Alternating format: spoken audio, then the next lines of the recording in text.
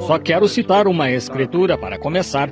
Como Isaías disse, o profeta disse: Ó, vinde, raciocinemos juntos, diz o Senhor.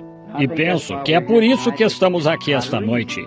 É para tentar raciocinar sobre as coisas. E agora eu começaria. E anotei algumas coisas aqui de acordo com os números e tal, que o irmão Wood tinha recolhido. Tenho este envelope com as respostas. E agora quero que cada um de vocês, meus estimados irmãos, saiba que estas respostas são dadas conforme tudo o que sei de todo o meu entendimento. E estas respostas não são infalíveis. Vejam, pois as Escrituras são infalíveis. E que eu saiba, elas estão alinhadas com as Escrituras. Espero que isso esclareça. E a fita deve ser guardada agora e de modo que qualquer um que queira, bem, possa tê-la. Mas agora sei que as Escrituras são infalíveis, mas minhas respostas não são infalíveis. Então, tenho certeza de que todos entendem. E se não são infalíveis, então vocês talvez tenham o direito de me perguntar a qualquer momento. Se houver pergunta de outra pessoa, não precisa ser a sua pergunta, mas se é a pergunta de outra pessoa, talvez você nunca tenha pensado nisso, mas é algo que estamos aqui para ajudar. Estamos aqui para nos unirmos, pois estamos nos últimos dias, e os dias são maus, e queremos estar treinados, instruídos. O irmão Stricker, um soldado. O irmão Gold, lá atrás, um soldado. E talvez o irmão Ruddle, aqui, foi soldado. O irmão Billy, e os diversos que estiveram na vida militar. Vocês se sentam juntos, vocês se aconselham. Vocês conhecem a batalha antes de chegarem lá, e todas as táticas que puderem saber do inimigo, para poderem enfrentá-lo no terreno dele. Quando eu lutava boxe, eles viam quem ia ser meu oponente, que tipo de soco ele dava, se era um golpe de baixo para cima, ou um golpe de esquerda, ou um golpe com a mão direita, e se era destro ou canhoto, e quão forte ele era, e se trocava de pé, e como mexia os olhos, e de que canto vinha, e todas as diversas táticas que podíamos. E viam o que os treinadores tinham visto aquele sujeito lutar antes. Então colocavam um homem lá comigo para me treinar exatamente como aquele homem lutava, para saber o que ele ia fazer. E é para isso que estamos aqui esta noite, conhecermos o golpe do inimigo, sabermos quais são as suas táticas. E estamos aqui esta noite com a Escritura para cobri-lo para que não possa se mover, pois o inimigo está por todo lado. O irmão Robertson, eu estava cansando lá atrás, vendo-o. Ele deve saber com certeza o que é ser um soldado. Ele sem dúvida sofreu um bocado. Quantos soldados estão aqui? Vejamos, que foram soldados do exército. Olhem só aqui, vejam, um grupo de vocês, soldados. Muito bem, agora, vocês sabem o que é isso.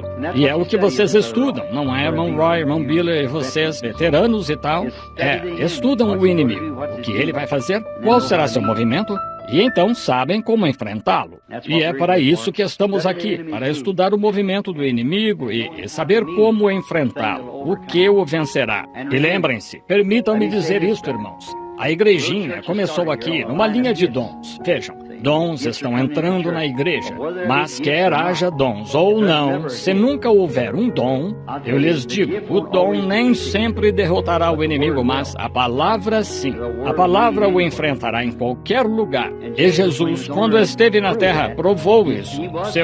Ele era Deus manifestado em carne, mas nunca usou nenhum dos seus excelentes dons para derrotar o inimigo. Vemos em Mateus, creio que é capítulo 2 ou 3 de Mateus. Ele disse, não, capítulo 2 de Mateus. Quando enfrentou o inimigo, ele o enfrentou com base na palavra. Está escrito. E o inimigo voltou, está escrito. E ele disse, também está escrito. Assim, até derrotar o inimigo. E é para isso que estamos aqui, é para enfrentar o inimigo com o material que Deus nos deu para enfrentá-lo. Agora, tenho umas 4 perguntas aqui que estão numa única folha de papel e as numerei. 1, 2, 3, 4, 5, 6, 8, 10 e tal. E assim que terminar, passarei aquelas ali. Diz: Irmão Branham, se estas perguntas não se enquadrarem, então desconsidere-as e não ficarei chateado por isso, pois saberei que não foi a mão do Senhor. Pergunta número 1. Irmão Branham, eu ouvi que deveria estar de volta ao... Eu ouvi dizer que eu deveria estar de volta ao ministério. E eu mesmo tenho pensado nisso, mas estou esperando uma palavra definida dele sobre isso. Até hoje não veio. Agora, sabendo eu que o fim está tão próximo, ainda devo esperar que o Senhor Jesus me fale? Ou ele ficaria satisfeito em dizer ao irmão o que me dizer, sabendo eu que o irmão é seu porta-voz para este dia? Bem, agora, irmão, eu tenho anotada aqui minha resposta a isto. Deus chamando este irmão, um chamado na vida. Agora, aí está uma grande coisa que poderíamos pegar como tema e pregar a noite toda sobre isso. Vejam, essa única coisa, um chamado. Fazei cada vez mais firme a vossa vocação e eleição. Vejam, não queremos ficar apenas em dúvida se fomos chamados. Você tem de ser chamado ou será derrotado. Estamos travando uma batalha. Está vendo? E se você tem plena certeza, irmão, de que seu chamado é de Deus e de que foi chamado por Deus para fazer uma obra. Agora, há um grande truque aí com que o inimigo pode tentar enganá-lo. Ele pode fazê-lo pensar que não é chamado quando é chamado. Então, ele se vira e faz você pensar que não é chamado, ou o faz pensar que é chamado quando não é chamado. Vice-versa, de um modo ou de outro. E você precisa estar atento a isso.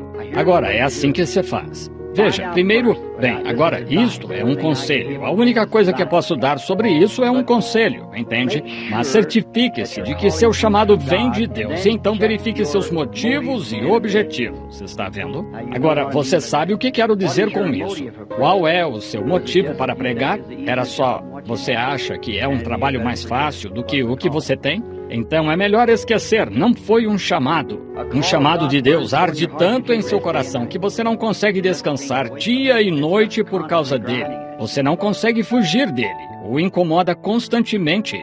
E se você tivesse de pregar, você diz, agora outro objetivo, creio que no trabalho que tenho, se pudesse ser um evangelista ou pastor de sucesso, ter um bom salário fixo, ter uma casa em que pudesse morar e tal, e viver, então eu creio que seria uma coisa boa, muito mais fácil do que o que estou fazendo agora. E de fato, acho que seria... Agora, veja, seu objetivo está errado para começar. Veja, não está certo, está vendo? Você está errado aí quanto a isso. Então você diria, talvez porque eu seja acho que talvez eu seria mais popular entre as pessoas. Veja, você verá que está pronto para um grande fracasso. Realmente. Veja, mas agora, se seu objetivo é que não me importa se tiver de comer bolacha de água e sal e beber água de rio, pregarei o evangelho mesmo assim.